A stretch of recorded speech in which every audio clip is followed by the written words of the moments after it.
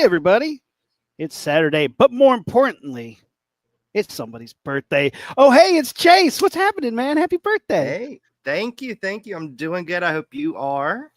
I'm doing as good as I can be. I'm making a TV show. Friday nights are always rough because you go real late. But we are here today celebrating your birthday, but also celebrating one of your favorite franchises, mine too. We're talking Chucky. And I'm really excited because this I am is too.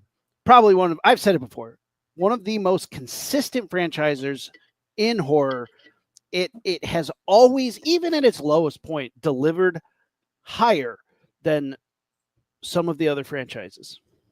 Yeah, it's one of those where every franchise, whether it be Texas Chainsaw Massacre, Halloween, Friday the 13th, Nightmare on Elm Street, um, it's been one of the very few that where all those franchises I mentioned before had been rebooted, requeled, have splits in timelines, with the exception of one remake, which a lot of people don't kind of tend to ignore, which we'll get to later. It's not canon. The Chucky timeline has stayed consistent throughout films and television, which big stack. Big stack. And I think that's a lot due to, you know, where with Halloween and the other franchises, they've had multiple directors, they've had multiple writers, producers. Chucky has pretty much stayed consistent because of one man, Don Mancini, who has been in charge creatively of everything with the exception of the 2019 remake. Yeah, which he disavows. Yep. Yeah, he was the creator and the writer. The first director, however, was Tom Holland. 1988, the first Child's Play comes out, and Tom Holland, not that Tom Holland of Fright Night fame, directs it. I've interviewed him. He's a really nice guy. Has a lot of fun insight into the Chucky world, but he. I don't know. He feels like it needed to go a different direction. He never liked it when it went campy, but I'm like, sucks for you, man. I big heart that. But yeah, I was gonna say you interviewed him before. Yeah, I interviewed Tom Holland. He was great. So fun, weird. First Child's Play is one of those like masterpiece horror films. It is perfectly done. The child actor's great. The horror is amazing.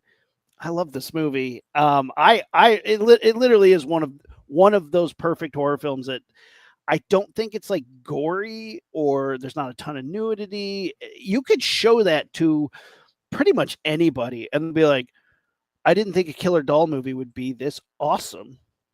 Yeah, it's one of those, again, it is a rated R film. It does have moments of slight gore, but it's something, you could show, I would say kind of a nice gateway.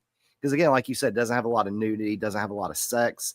It's pretty much a nice premise of just a killer doll, which fun thing is a lot of people, Chucky really didn't get a lot of his personality and corpse that would make him a horror franchise until the sequels. But this is a nice whodunit because it kind of builds on the mystery of, is Andy telling the truth? Is it this doll came to life? Is it just this kid going around killing people? We don't know. Is it someone else? And I think it kind of builds to a lot of mystery. And even a lot of people, because again, I was too young when this came out, but like people who I've talked to who were like teenagers when this came out, everyone talks about that scene where Mrs. Barkley is holding up Chucky. Talk to me, I'm going to throw you in the fire. And then he's, you fucking bitch. Like everyone talks about like that scene in theaters, everyone just going crazy. And it's just like one of those moments everyone who saw it in theaters at the time talks about. It's amazing. As KG noticed, we are not in the Prophets Theater today because good night, KG. We are in front of the Vault of Horror right next to the Atari Fearcade. What? We have a big announcement to make. We're going to make it at the end of the show, but we have partnered with Atari this October. Block of Horror is partnered with Atari, and we are doing a game jam all month long. So if you are interested in making a game inside of Portals, you can join the game jam, and we're going to be doing some cool stuff. But we're going to talk about that later. We're talking about Chucky right now. But good. So yeah, the I love that moment. Then he rolls under the couch. The doll that keeps getting shot and he's melting. You can see the metal in his fingers. It is just such a cool movie. You got who plays the detective? He's a Sarandon, isn't he? Oh, Chris Sarandon. Susan, actually, fun fact, ex-husband of Susan Sarandon. Well, I was like, it's her brother. So no, ex-husband. Okay, yeah, he's great in it. I mean, the mother, what a phenomenal actress. Catherine Hicks. Catherine Hicks, yeah, just a fantastic film. Takes place in Chicago, which I love seeing more horror films in Chicago. Chucky and Candyman could have had a run in. And of course, you have a great young actor, child actor, in Alex Vincent, who would portray Andy for most of the franchise. We'll get to the one exception later. Well, actually, technically two exceptions, but and then of course, Brad Dourif, Academy Award nominee, doing the voice of Chucky and plays Charles Lee Ray at the beginning of the film. Fun fact, originally he wasn't going to be doing the voice of Chucky. A lot of facts that I'm going to bring up today is based off a documentary that's on Shudder. Shout out to Shudder. If you have it, one of my favorite streaming services. It's a 5-hour full documentary called The Doc of Chucky, and it features interviews from Brad Dourif, Jennifer Tilly, Don Mancini, Tom Holland. You got David Kirshner, the producer. Originally they were originally Brad Dourif, they wanted Brad Dourif to do the voice of Chucky too, but he was doing of course, this was Brad Dourif kind of, I would say, at the height of his career, and he was getting ready to do, there you go. Man, great documentary. Cool. Yeah, it's a great document. If you got 5 hours to spare, go ahead and check it out. I'm going to watch it for sure. So Brad Dourif was busy filming another film, but he did have time to do the beginning.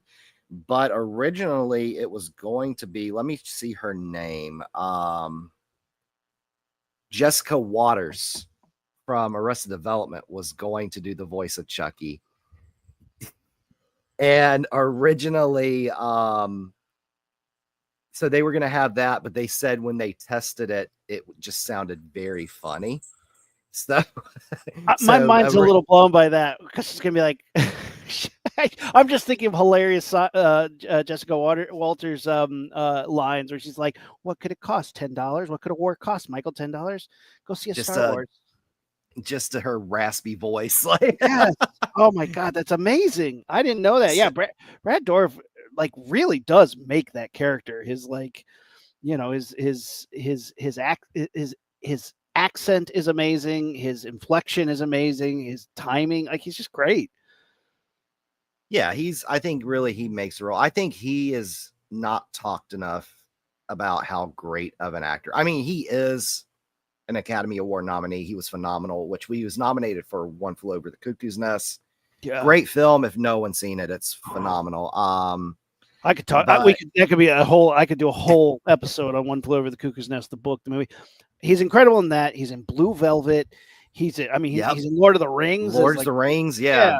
Amazing. And Exorcist 3, which he's phenomenal in.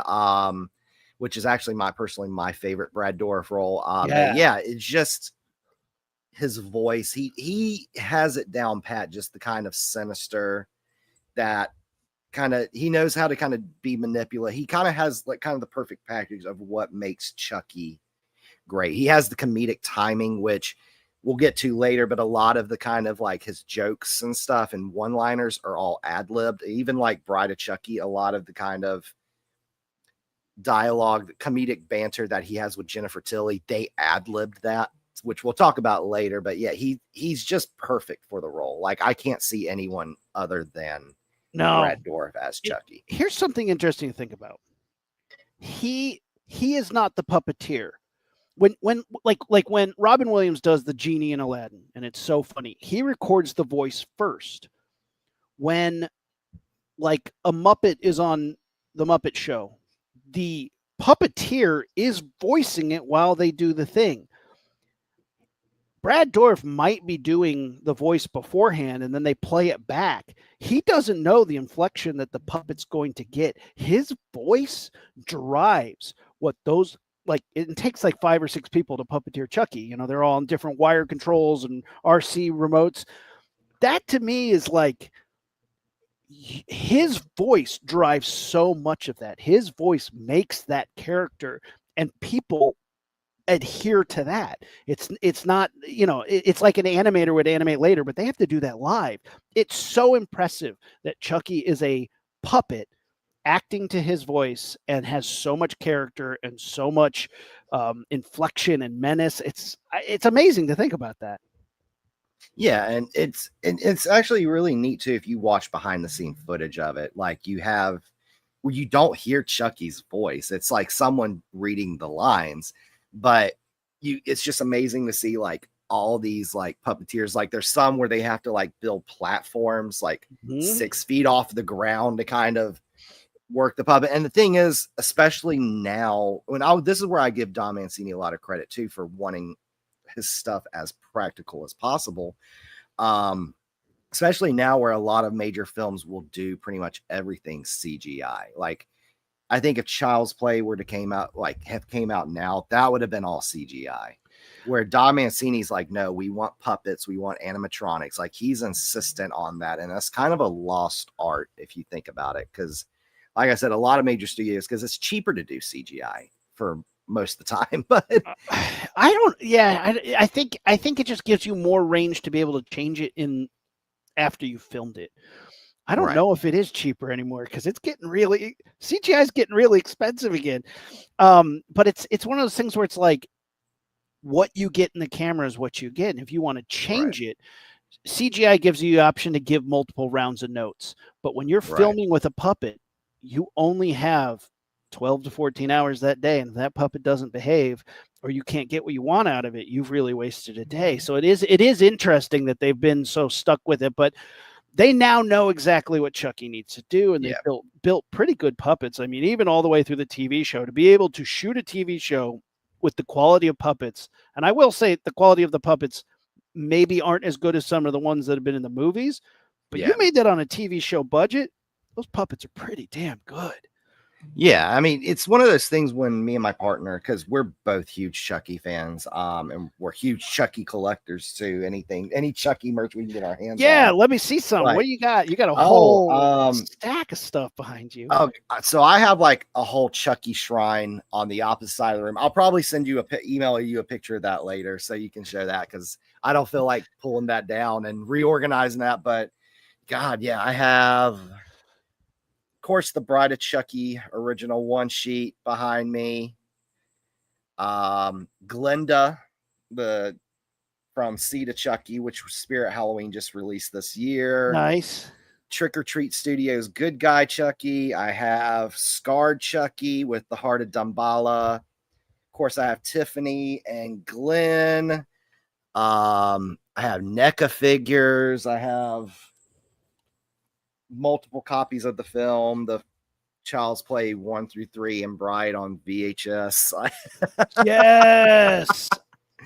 I have multiple copies of the DVDs scattered around here throughout the house. Then I went and bought the DVD set that Universal released, which, you know what, a lot of people would say it's kind of a waste of money because it's just the individual DVDs just in one package. But yeah, I like the cover art. It's cool. It's fun. I have the Scream Factory 4K releases of all the films. You're like, if it comes out, I'm buying it. I mean, those are pretty solid. Which one had the documentary on? Oh, you said the documentary's on Shudder, right? Shudder, yeah. I know that there is the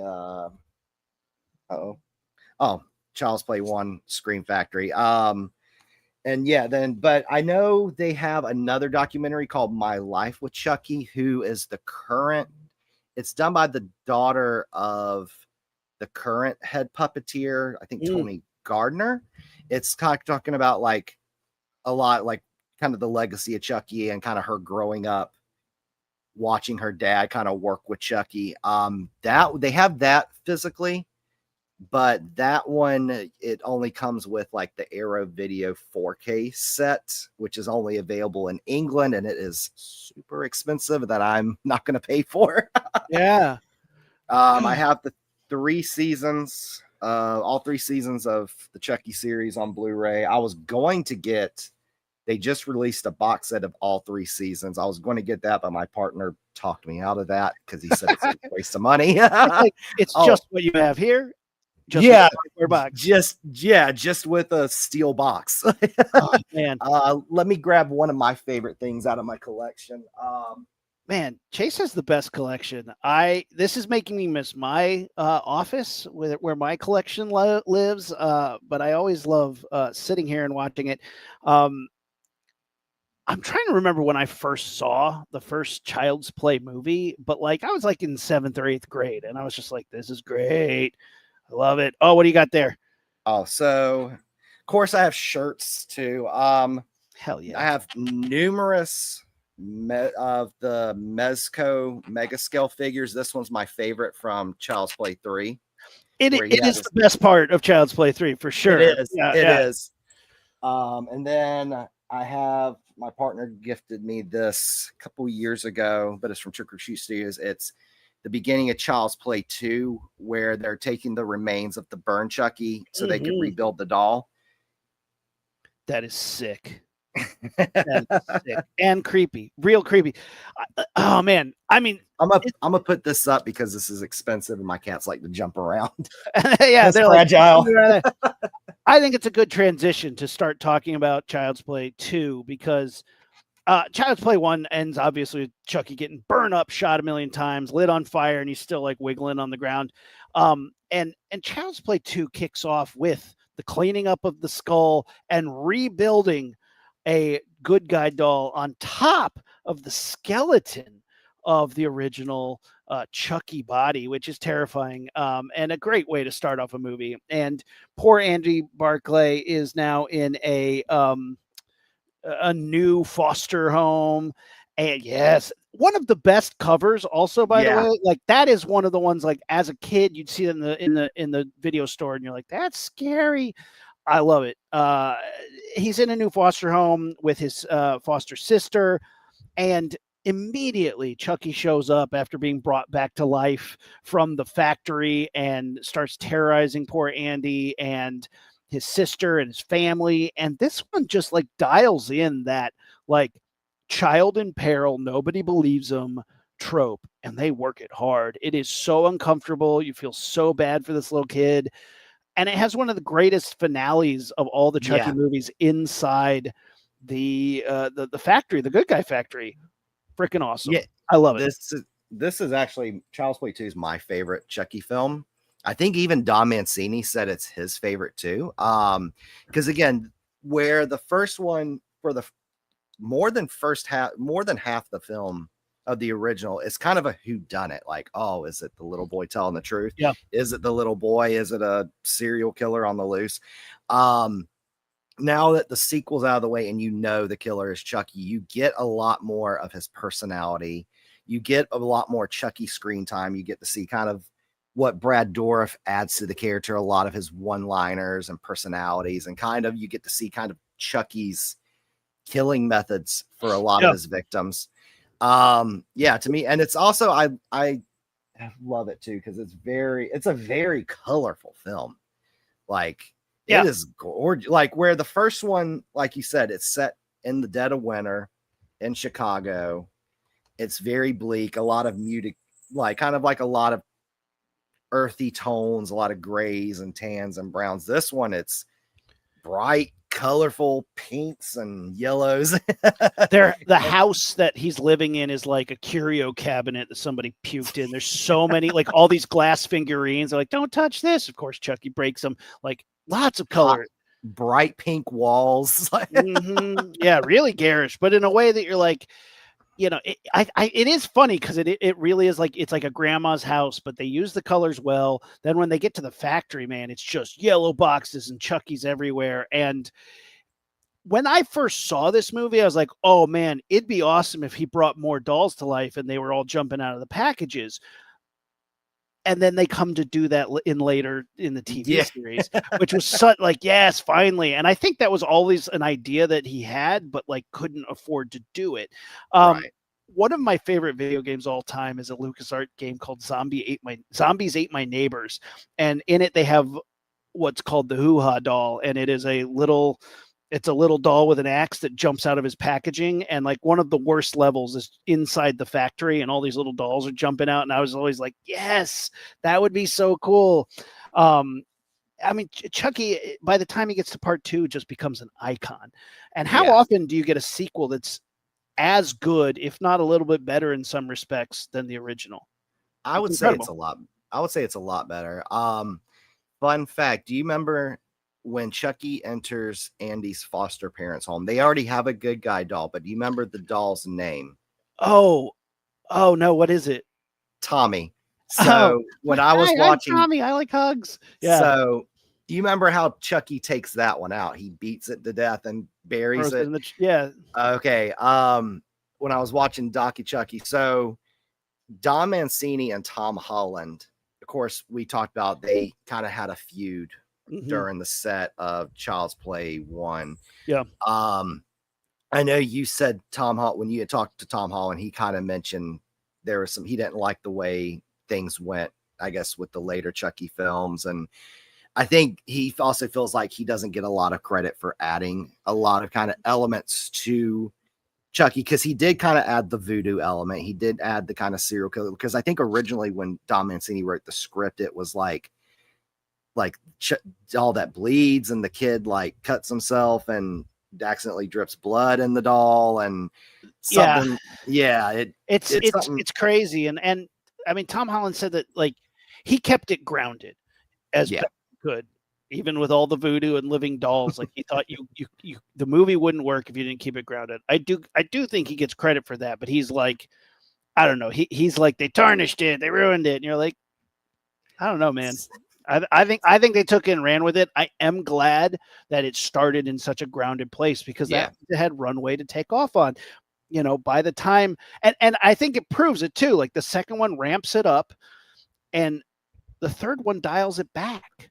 It takes it back to like, and I'll be honest, the third one I think is the worst in the franchise. And a lot of people are like, "Oh no, it's Seed." I'm like, I mean, I don't know. I'm having a great time with Seed. With that, I think the third one is the low point, but it's still consistent. It has all the dread, menacing a kid. The kills are pretty weak, but then when they get to the carnival and his face gets cut off, man, that's a high point. Yeah, that's awesome. I love cut up. Face Chucky. I love that it's iconic. But the reason why I bring up the Tommy doll, because when I was watching Docu Chucky, that was basically Chucky beating Tommy and then to silence him and then throwing him in a hole. That was basically Don Mancini naming the doll Tommy, was Don Mancini giving the middle finger to Tom Holland. Yeah, because of their feud on set. Brutal. But I mean, look, Child's Play 2 still worked. It shows that I think it showed that Don Mancini had good ideas. I think he definitely. We'll get to it when we get to the TV show. I think he definitely needs some grounded ideas, so that it's not like throw it all at the wall at once. Right. But it is. It's a testament to how creative he is and how passionate he is about this little redhead doll with a killer inside of it. I mean, if you think about it, like, again, like we talked about, I think every horror franchise has kind of done that, where it starts off grounded and kind of goes like Texas Chainsaw Massacre did that. Nightmare on Elm Street did that. Friday the 13th did that. Halloween did that. But the thing is, like, the difference between all those, like, those have been scattered between different directors and different writers and producers. Don Mancini has been the head of creative and pretty much wrote and produced every Chucky Charles Lee Ray mainline. I'm going to make that mention because he didn't do the remake, but and the thing is, that's why it stayed consistent. And this, unlike the others, like with John Carpenter, Tobe Hooper, and Wes Craven, they've all done different things in their career.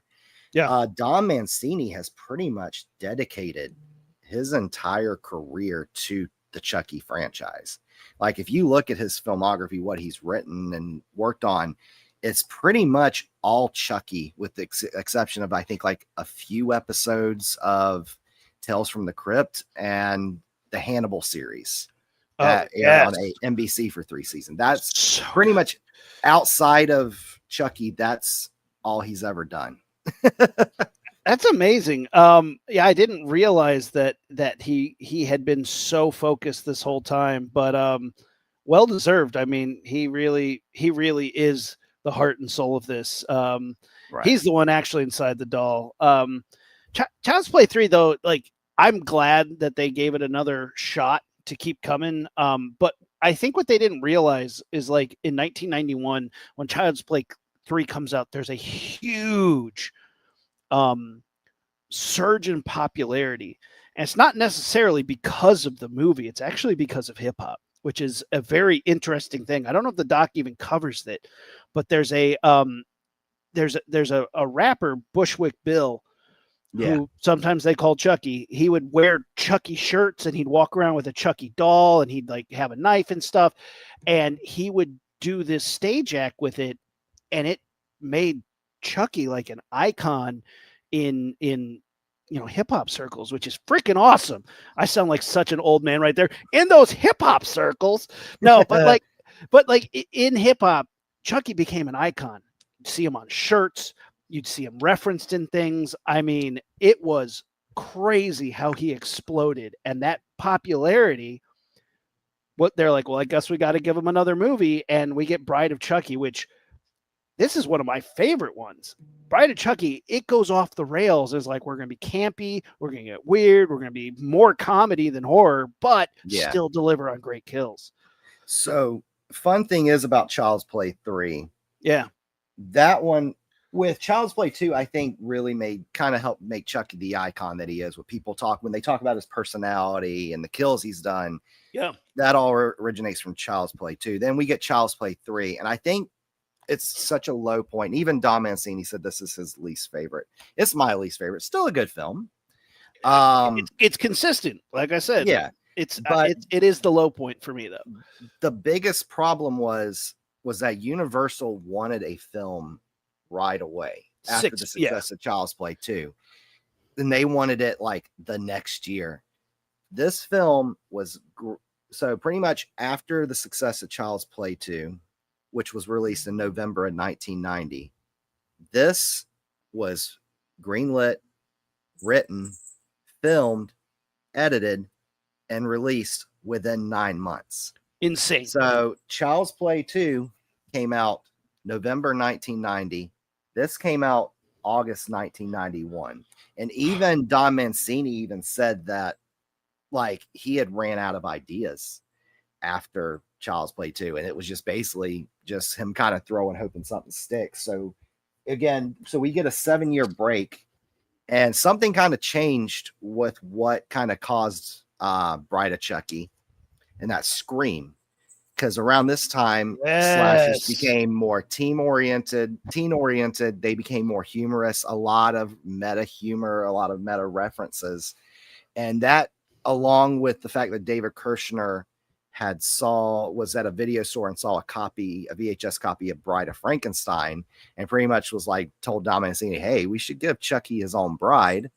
So that kind of helped create it. And I think, again, you were around, of course, like I wasn't old enough to see this in theaters, but I was old enough to, Chucky and Tiffany were literally everywhere in 1990, like Halloween 1998. Like you couldn't walk in a mall without seeing stacks of Tiffany and Chucky dolls at the front window of Spencer's and Hot Topic.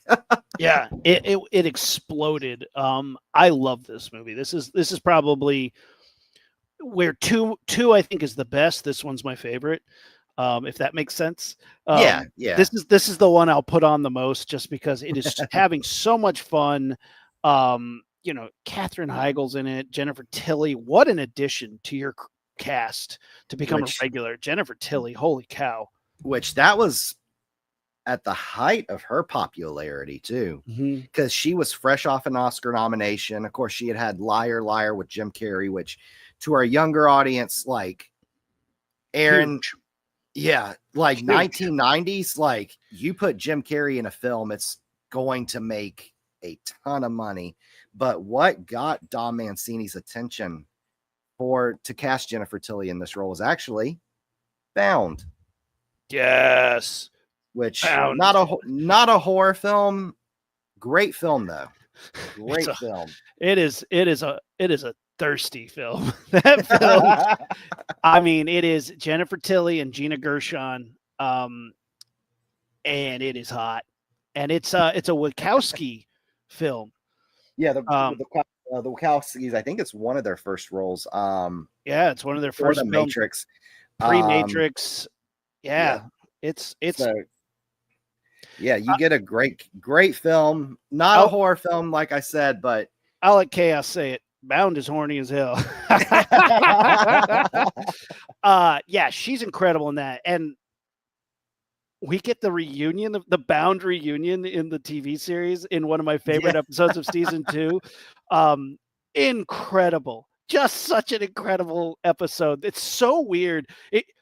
It's almost a terrible Chucky episode, but just a great episode of television because Chucky's barely in it. It's all about Jennifer Tilly having this party where Gina Gershon and why can't I think of his name? He's Joe Pantoliano. Joe Pantoliano. I was like Joey. Joe Pantoliano. All get together in house. Meg Tilly's in it. Jennifer Tilly's real life sister. What's her name? I know my mom watches the show. I know she's screaming at me through the screen because she loves the Real Housewives. It's Jennifer Tilly's real life best friend, Sutton. She's on one of the Real Housewives shows, but she's in the episode. Like they're all stuck in a house together, and Jennifer Tilly's just running around trying to hide dead bodies and the bound corpse of Nika that she has. She has her arms and legs cut off. She's just trying to hide her. It's just like Joey Pants. Yes. I was like, what the hell is this guy's name? Joey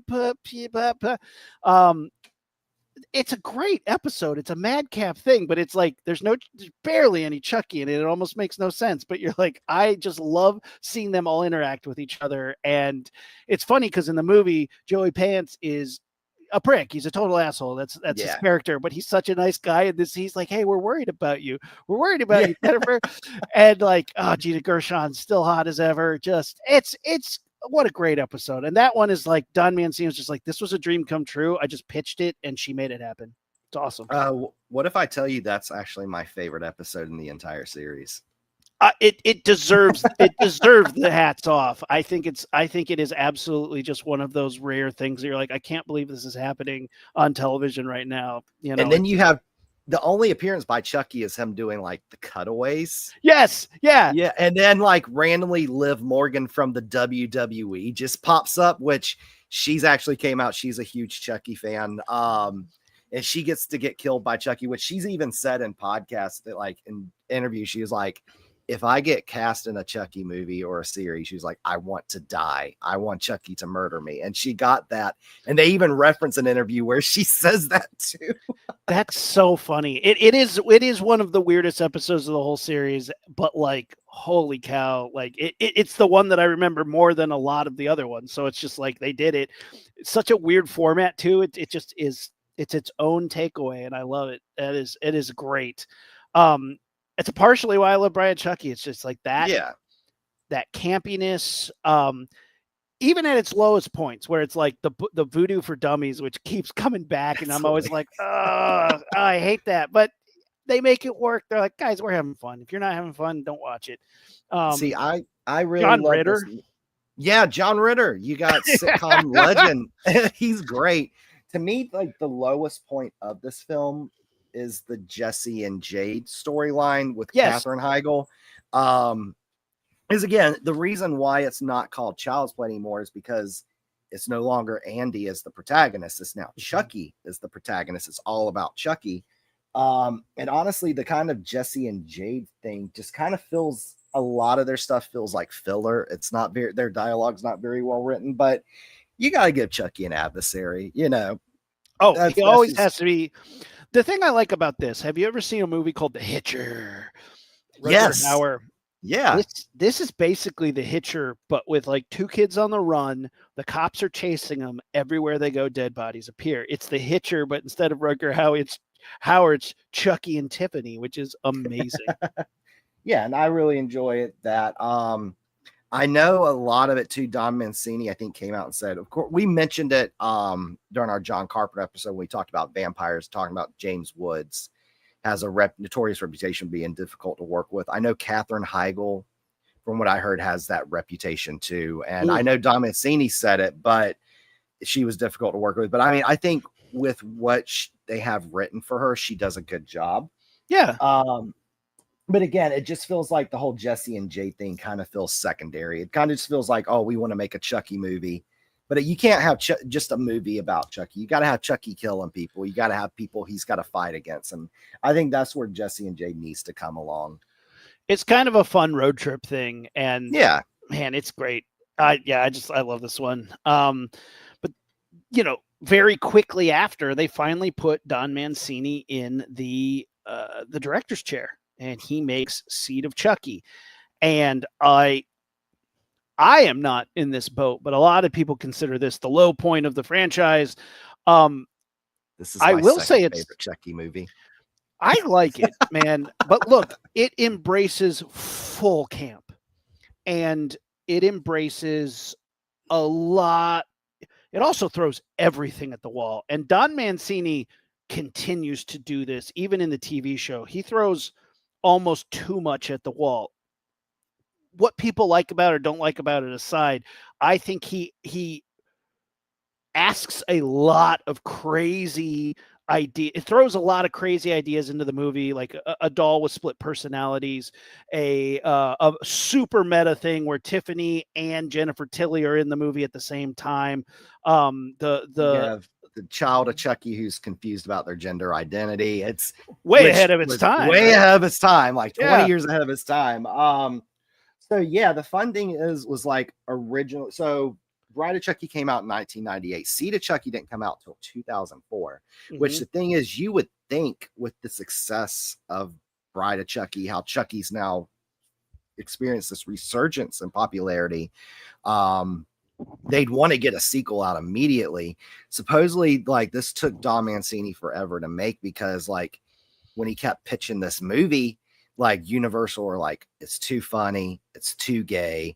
And so finally they, at the time, one of their subsidiaries was Rogue Pictures, which Rogue Pictures let Don Mancini make the film. It's amazing. I can't believe this is the movie that got made, because you'd think coming off of Bride of Chucky, they would be so strict on it, but he stuck to his guns and stuck to his conviction, said, I'm not letting the property go in a different direction. This is what I want. And he had finally gotten the clout to do so, man. Yeah. And the thing is too, like, even though it wasn't released through the mainline Universal and it was through their smaller subsidiary, which pretty much means, it's Universal, but it's going to have less of a budget. It's probably not going to get as marketed as well. And it's going to be shown on less theater screens. But I mean, he made the movie. This is actually the first and only Chucky movie I got to see in theaters. Oh, sick. But yeah, this one actually is my second favorite. It's basically like we said it before, and not just because John Waters is in the movie as a paparazzi. It's basically like if John Waters made a Chucky film, because you got that camp, you got kind of a lot of gay humor in it, a lot of ahead of its times topics, but I really dig it. I think it's hilarious. Even like some of the dumb one-liners and kind of dad jokes. Jennifer Tilly starring as herself and also as Tiffany, who is a huge Jennifer Tilly fan, would not be not funny to me. So funny. It's so bizarre. I will say, I think it almost collapses under its own meta weight, because people, the meta of it is it's so cyclical. And I think it wasn't until later that you could go, like, once we've seen things that, even though Scream is meta, the TV show finally goes full circle and people are used to this level of meta. The internet is Yeah. now in full swing. You go back and watch Seed and like it fits and it's funny and a lot of it worked. I think it was just ahead of its time, and that like sort of campy, cheesy meta stuff, people didn't know how to take it. I just think also mainstream audiences weren't ready for such a gay film. It was, Yeah. I think Don Mancini said it best too in an interview, because it didn't receive good reviews. I mean, mixed to negative reviews. It underperformed at the box office. Like, it made, I think, less than half of what Bride of Chucky made. Yeah. But I think Don Mancini even kind of admitted, he was like, he said, you know, with Bride of Chucky and everything, I think people were wanting a horror film. He was like, and I made a comedy. Because again, I don't consider Seed of Chucky a comedy, or I don't consider it a horror film. I consider it kind of a comedy film that's a parody of the franchise that it's existing in. It's a meta horror film, 100%. Yeah, it's very much a comedy. So it's a bizarre one, but look, you swing for the fences, and after 1, 2, 3, 4, 5 films, you finally get to direct the franchise that you created. Swing for the fences, and he stuck to his guns. And look, that I have to give him some credit for that. And it's a bummer that that the world wasn't ready for it, but you know, it didn't kill the franchise. So at least that's good, right? Yeah. Oh yeah. I mean, it did take 9 years for another Chucky film to come out. Yeah.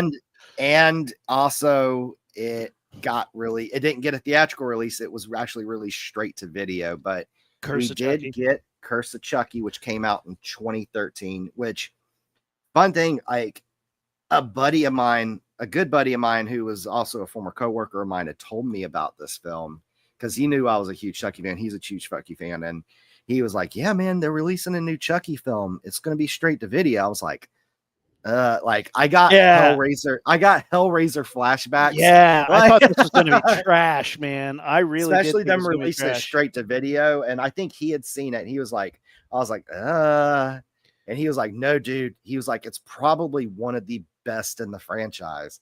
And I was like, you're lying. He's like, no, dude. And he told me, and I ended up watching it. And yeah, I have to agree. I think it's definitely one of the strongest in the franchise. This kind of emulates more Child's Play, the original, where it's more grounded. Mm-hmm. It's straightforward horror, not a whole lot of camp to it.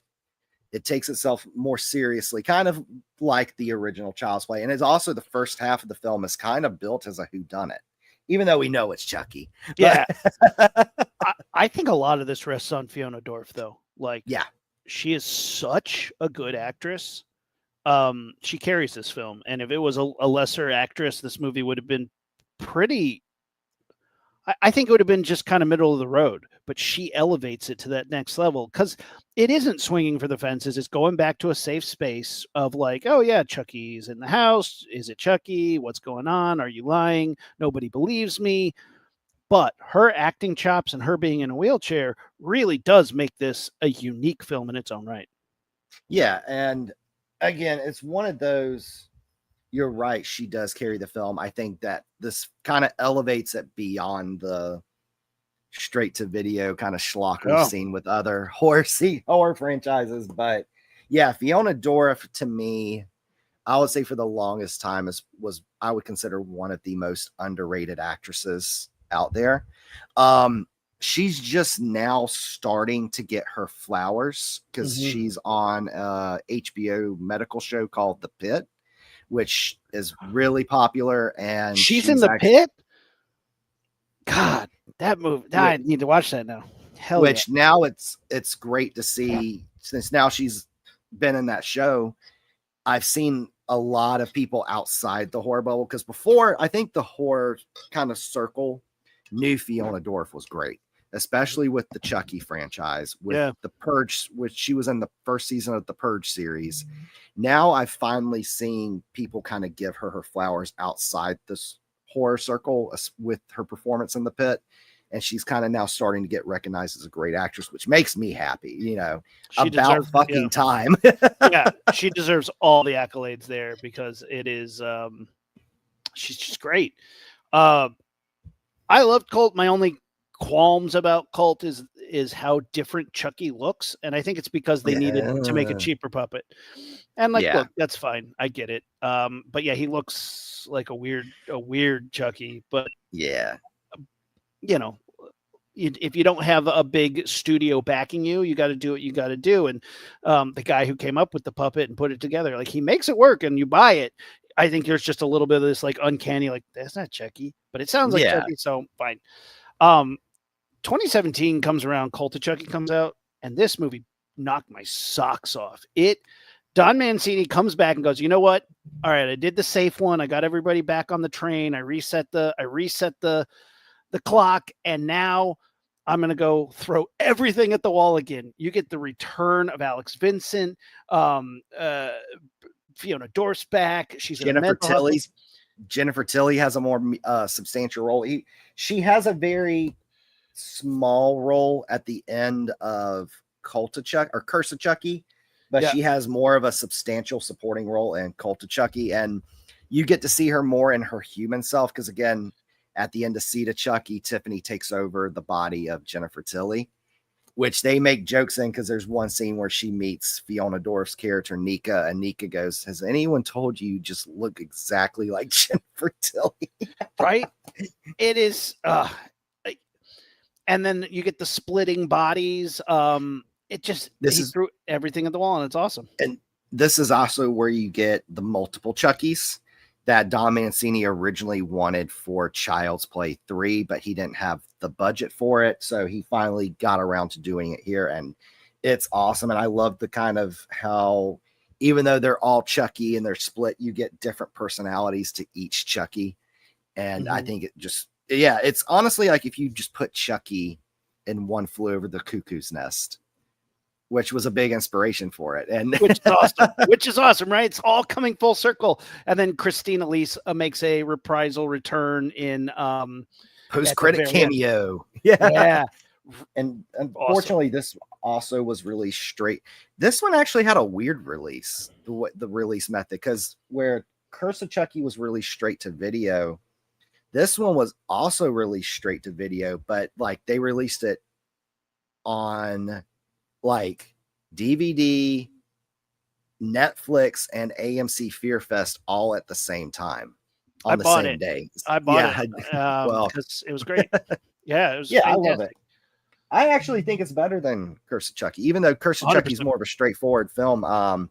This kind of gets back to, it has equal amounts kind of straightforward horror, but also equal amounts. You get a lot of campy moments. You get a lot of Chucky one-liners and kind of Chucky's humor that you've grown to love in like films like Bride of Chucky. This is probably my fourth favorite in the franchise, which is tough when you have a franchise that has 1, 2, 3, 4, 5, 6, 7 films. Bride is my favorite. Child's Play 2, Child's Play the first one, and then Cult of Chucky. It's having so much fun. It's having so much fun, and the kills in it are solid. They really deliver on the horror elements. It's just going crazy. Just the splitting up of Chucky is crazy, and I love it. And they end with Fiona Dorf with Chucky inside her body and Jennifer Tilly getting in a car and driving off. And you're like, what? And then we had no clue what was going to happen. And then they announced a TV series and you're like, are you sure about that? And they're like, yeah, we're going to do a TV series. And unfortunately, though, in between then, a bump in the road came along, which we'll just kind of touch on briefly. We don't got to talk about it, but Child's Play comes out 2019. So the first Child's Play film was done by MGM. The original Child's Play film, the one by Tom Holland, the one directed by Tom Holland, excuse me. But every film after that has been Universal. I mean, I know I said Seed of Chucky was done by Rogue Pictures, which Rogue Pictures is just a independent subsidiary of Universal. He's one of the best Universal monsters to come around, right? Yeah. So MGM still owns the rights to the first Child's Play film. So that's why if you see a lot of Chucky merch or get like a lot of Chucky DVD sets, most of the time it's just 2 through Cult. It's very rare where you get all of them. I know, like, they actually made an exception with this one. Yeah. And Scream Factory released the original on 4K, but yeah, so they still own the rights to the first Child's Play film, and they decided to go with a remake at the behest of Don Mancini. And this one, it's more of a it's not the soul of a serial killer possessing a doll. It's a malfunctioned AI doll. And I mean, and voiced by Mark Hamill instead of Brad Dourif. Which that's the I best think, part about it. I'll give it that. Yeah. I mean, the cast is good. You got Mark Hamill. Mark Hamill is a great actor, whether it be voice or physical performances. Aubrey Plaza is phenomenal. I don't think people talk about her skills as an actress. She's really good in this. Brian Tyree Henry, fellow North Carolinian, as the detective Mike Norris. I think he does a really good, solid job. But yeah, I think the biggest problem was that the film's not bad. I think it's actually pretty good. If you just called it Killer Robot Friend, you would have had a better movie. Trying to invoke any comparison to Chucky is a mistake. Chucky crushes you, dude. It also always bothers me when the robot is a malfunction as opposed to something of malice, because it takes any sort of morality out of it. Oh, that's just a malfunctioning computer. It doesn't know any better. Yeah. Whereas, like, when it doesn't have any personality to it, you know? Yeah, it's just a malfunction doll. Where at least with the Don Mancini timeline, you get it's the soul of a serial killer who possesses a child's doll. And I think you're right. You get Chucky's personality. You get Chucky's get to see like unique kills, where with this one, it's just like you said, just a malfunction doll that has its it's a malfunction AI doll that has its violence, I guess, sensor mechanism thingy turned off. When it gets to its, like, the third act, when it starts taking over drones and self-driving cars and other animatronics are coming to life, like other dolls in that series, there's like a teddy bear one and stuff like that. That's when it gets interesting. That's where it needed to start with. But for a whole chunk of the time, it's like dabbling in this, like, well, it's not Chucky, but I guess. And then, like, there's a guy's face nailed to a watermelon that's pretty cool at one point. I was like, okay, that's pretty creepy. Yeah. There is a lot of things it's doing right. I just, if it was just a different robot doll and not trying to invoke anything from the Child's Play series, I think it would have been okay. Not a long-lasting franchise like Chucky, but it would have been like, yeah, that was a good killer doll movie. Fine. Yeah, and this is the thing. Tom Holland actually gave his blessing for this to be made.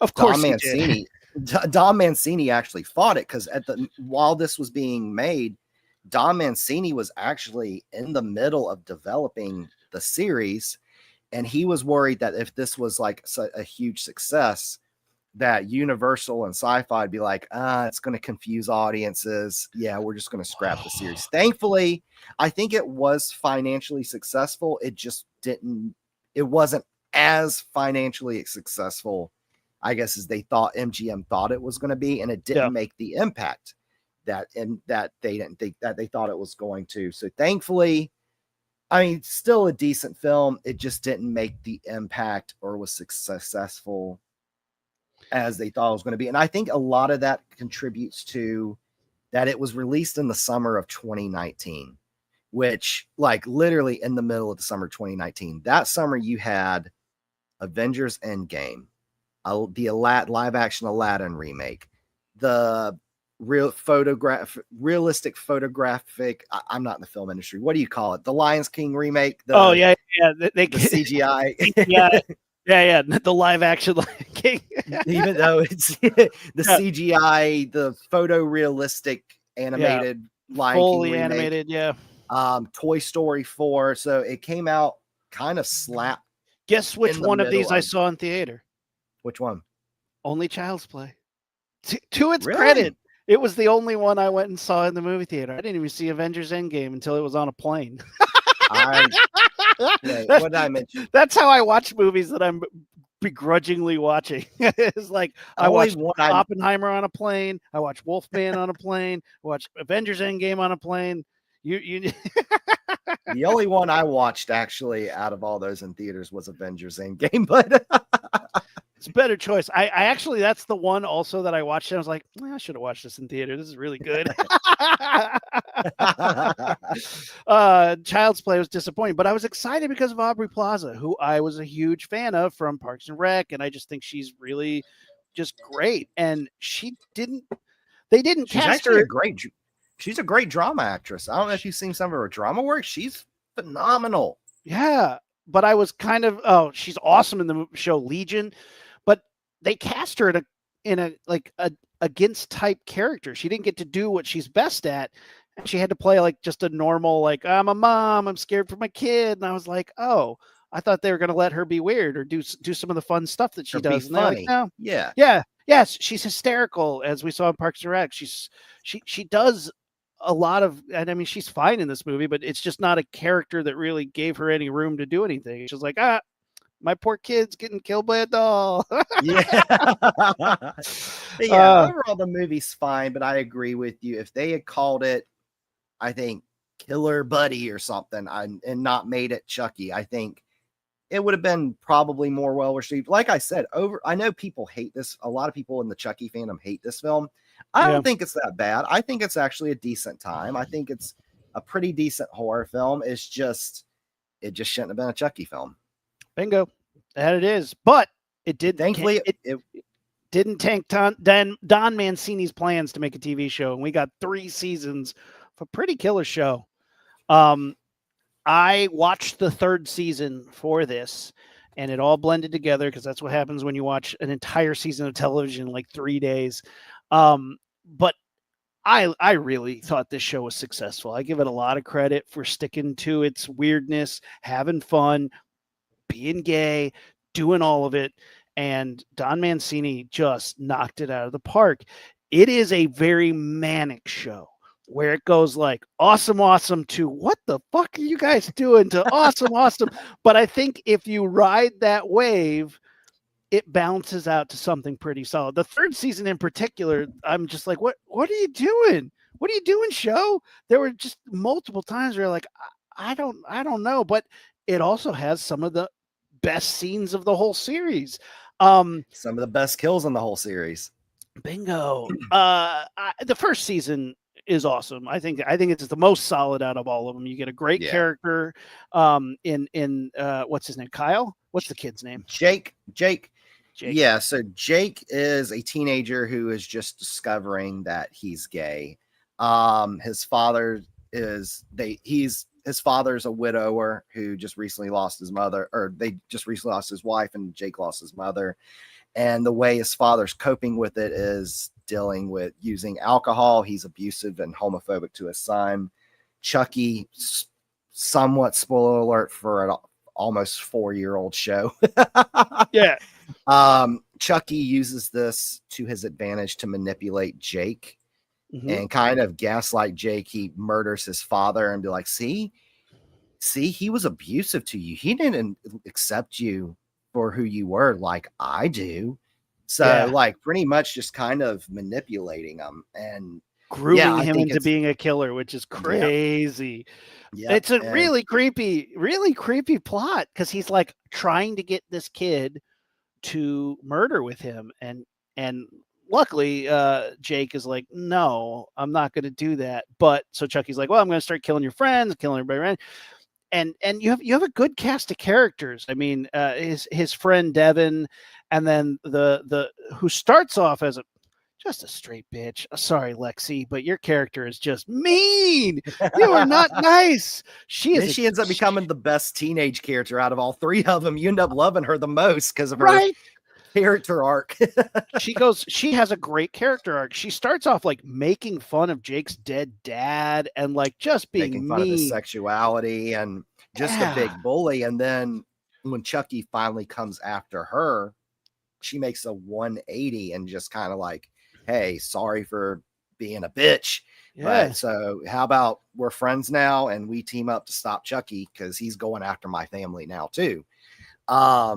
So and then you get kind of also a young he's kind of made an impact in the horror genre the last few years. I think Tio Briones, I think that's his name, who was in Final Destination Bloodlines. I thought he was great in that. He plays the main character's Jake's cousin. Mm. There's I mean, also, did we even mention it was Devon Sawa as the dad? Devon Sawa, who plays his dad, and then Jake's uncle, who's Jake's dad's twin brother. Yeah. The running joke through the whole series is that Devon Sawa keeps showing up as a character in every season. In the second season, he plays a priest. In the third season, he plays the president of the United States, the president's body double. Like, yeah, I couldn't remember the president's name, but it's like, it's just so funny that he is.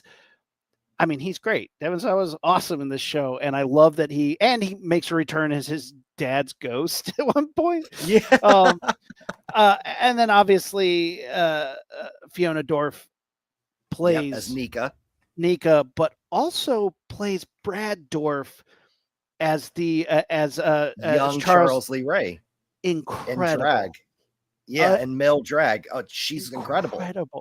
It's one of those things I always said, because I know Brad Dorff has pretty much said, like, unless it's a Chucky project, he's retired.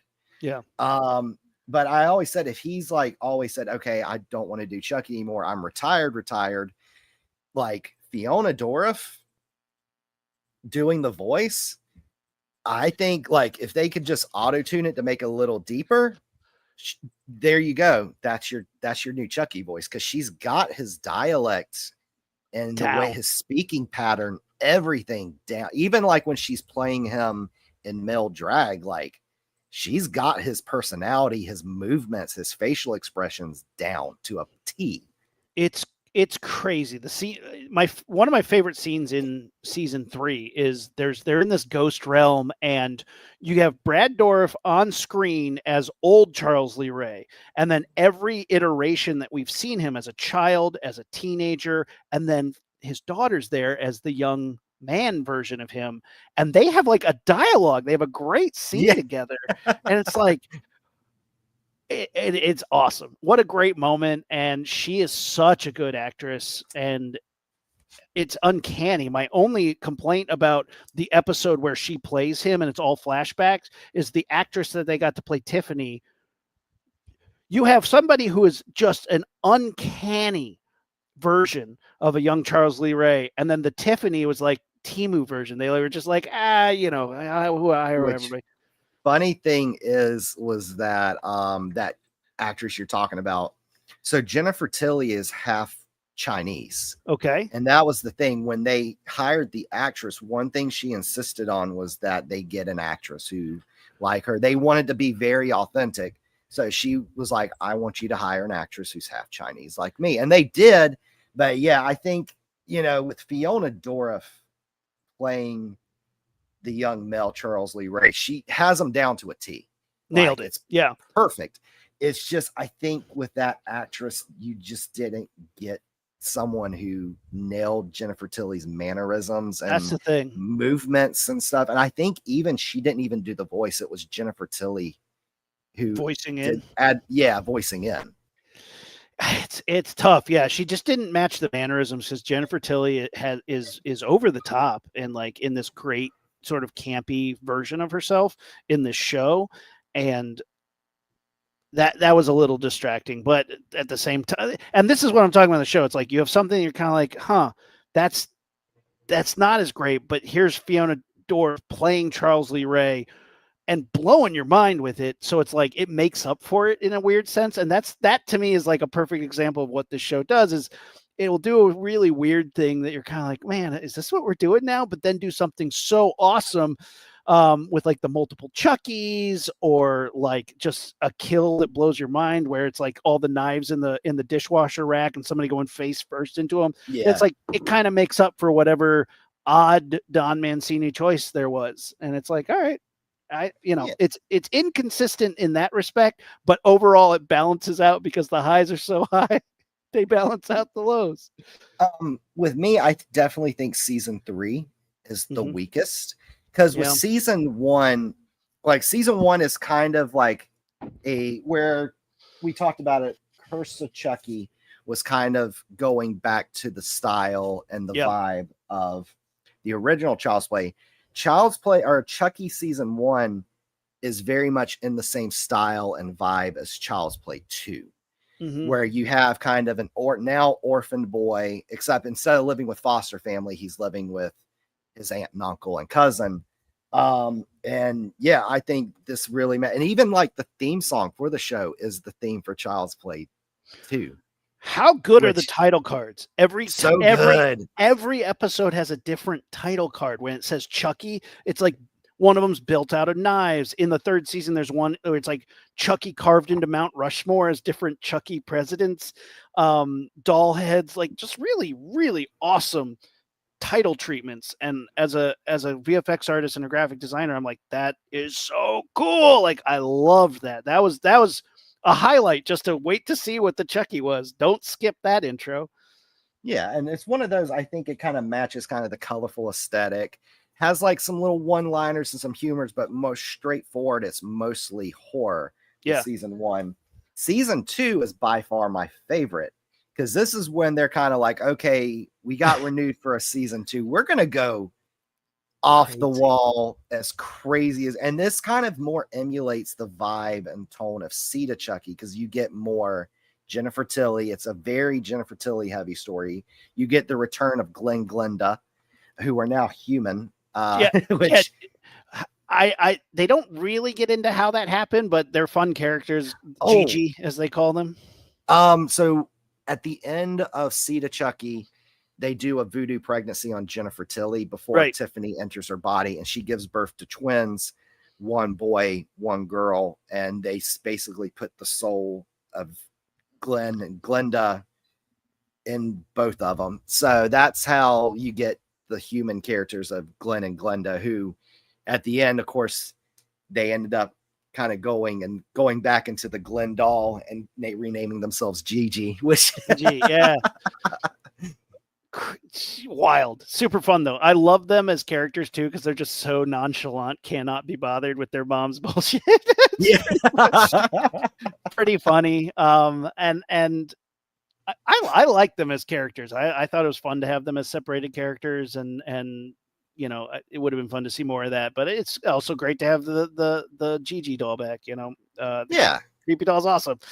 Yeah, guitar down. It's all good. Yeah, the second season was just fantastic, and it was having so much fun, being so wild. My only complaint about that is you killed off the kid from the first Child's Play movie. He like blew up or something. They don't even really. It's like Andy? Yeah, it's so unceremonious. No, he lived. Okay. Well, yeah, he lived. Devin Sawa, his priest character, was the one that blew up. Oh, okay. Yeah. So he lived. All right. So now I'm confused. Where does Andy Barclay come back into the mix? He has a cameo in a dream sequence in season 3, where Chucky has like a dream that he murders Andy, but again, it's all kind of a dream sequence. But that was his only role in season 3, which to me is by far the weakest season. And you and me were talking about it in the waiting room before the show. Yeah. I think with season 1, to me, the strongest elements were the teenage characters. Yeah. But I felt like season 2 really kind of wrapped their story up perfectly. You could have ended it there. They did not need to be involved with the White House plot, because getting them to the White House made no sense. And the thing is, like, it was to me, they were the weakest element of season 3. Which season unfortunately 3 also had a break in the middle, a huge break because of the writer's strike. So coming back after, like, when you watch it all together, it does feel a little disjointed, but at the same time, it's like, I can't imagine watching it in real time and then being like, 8 months have gone by. I guess I'm going to come back to this show. Like it that must have been hard for their writing team and their plans. It suffered a lot of the same problems which we talked about. I know Skylar talked about in detail during our American Horror Story episode a few months ago. because that season, AHS Delicate, the one with Emma Roberts and Kim Kardashian, suffered from the same problem. They filmed it, then the writers and actor strike happened, then they had to stop production. And then when that ended, they had to go back. So you get, instead of releasing it all in one, season, just pushing it back, you get kind of a split season where it's like, oh, well, we're going to release the first little bit in September. And then, oh, we're going to go back in late April and show you the rest. And it's just kind of like, oh, what? Like, yeah. It was weird. It was really weird. It also ended very bizarrely. The finale is, you get John Waters, awesome, but too little, too late. Like, I wanted, if you're going to bring John Waters, bring him in earlier, because he was really cool. He's adding so much lore in the last 15 minutes. Yeah, he's the original creator of the Good Guy dolls, and it's so awesome to see him. And it's actually a great scene, but it also throws so much at you in the last 15 minutes of the whole series. And you're like, whoa, I wish I had more time to unpack this. I wish we had more time to explore this, but now you have to rush out of it, get rid of our main characters, put them in doll bodies, deal with Anika. Like, there's just so much stuff that you're just like, oh man, you rushing me to the finish line, not knowing if there's any more story to tell. And the last shot of our three main characters as they get put in doll bodies is cringy rough. They look like horrible CGI Woody dolls. It's a bummer. It just looks like they had like the wooden props and they like deep faked the three teen actors' face on it. It was, and that's like the last shot, one of the last shots, and of course of the series. And of course, unfortunately, actually this day last year was when today, on this day 1 year ago, Sci-Fi announced they were canceling the Chucky series. Happy birthday to you, Chase. We're canceling your favorite show. Oh, dude, like, it was crazy because I was at my birthday dinner, like, with my parents and my partner, and I remember getting like a bunch of like messages from people who I mutually follow on social media, and it was like all these messages, and it was like, did you hear? And it was like tweets and articles where it was like, it was announced it was like canceled, and I look at my phone, it's like, like, screw you, Sci-Fi, you ruined my birthday dinner. But of course it came out later, just recently, that it wasn't because of ratings, because it was getting consistently good ratings. It wasn't because of reviews, consistently getting good reviews. It was because right now, in this kind of weird time we're in of streaming, television stations are just kind of struggling because everyone's streaming their stuff now. And it was just too expensive of a show for them to keep. Unfortunately.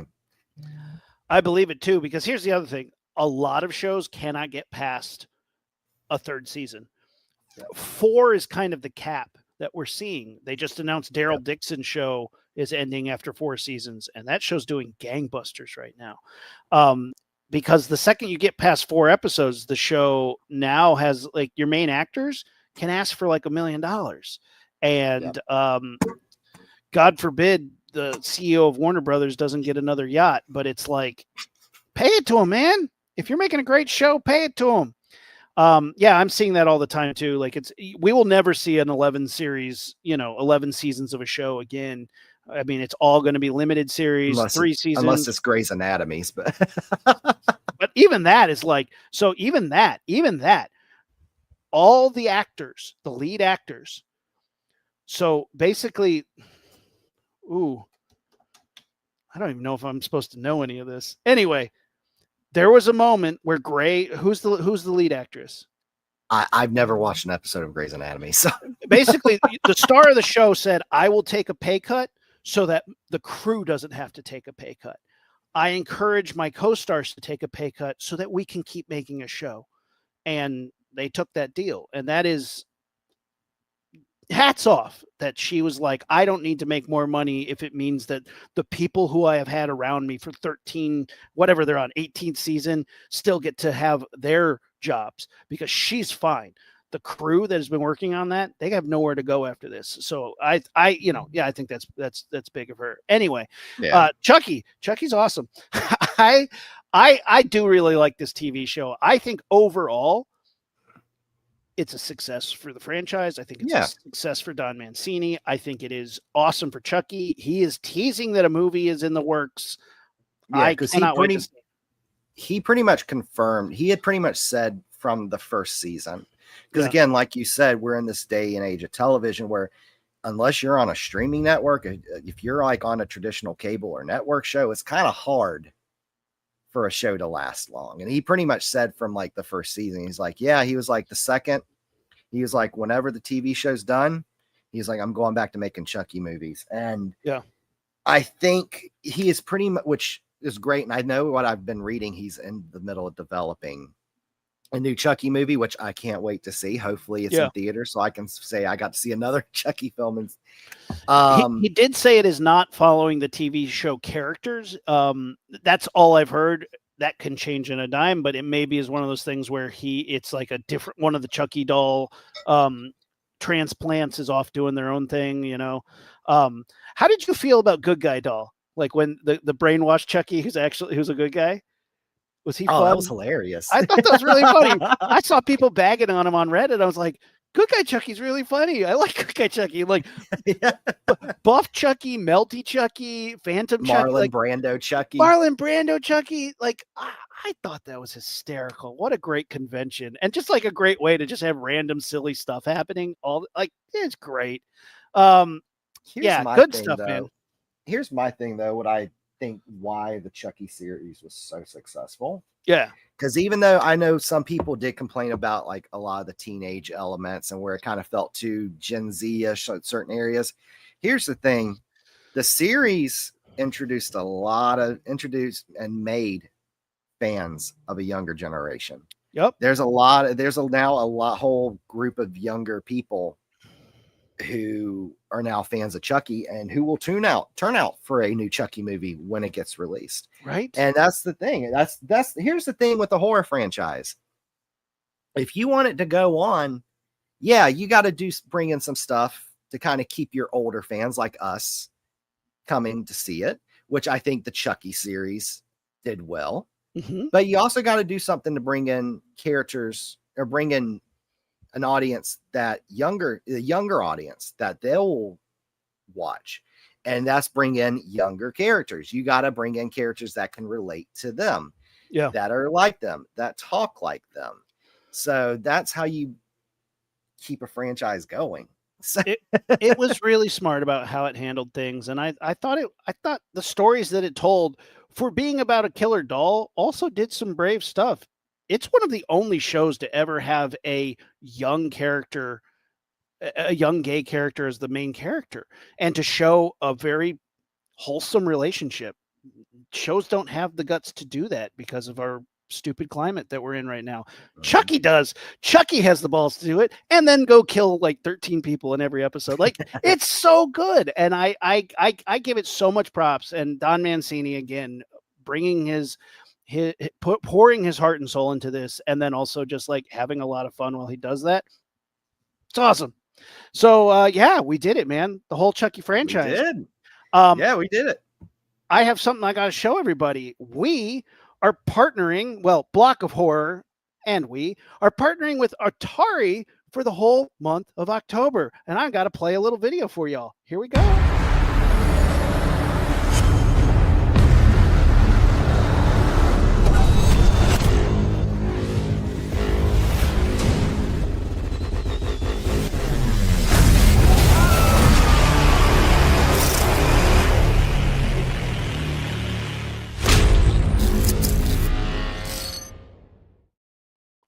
Whoa! Hell yeah! Hell yeah! Oh yeah. So, oh man.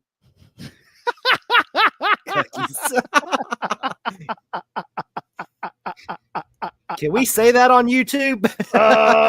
Oops. That's hilarious. Well, I've never been known to be able to spell very well, so whoopsie doopsie.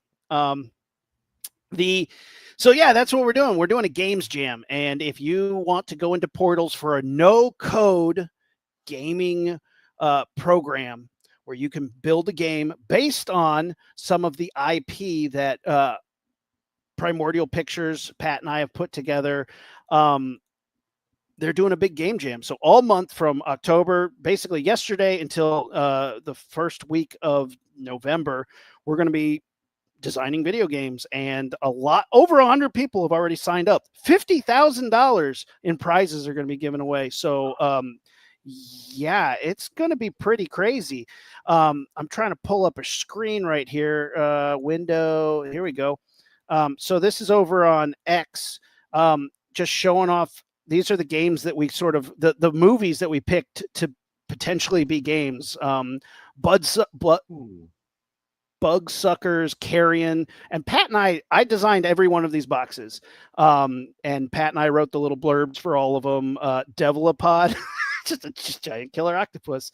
Giant Monster Destroy, got to have some Godzilla in there. House, which was a block of horror community-made event, super fun there. Hell Frozen Over is my attempt to make my own Freddy movie about an ice cream man. Hey guys, you remember this one? How I brought about the end of the world, Late Shift.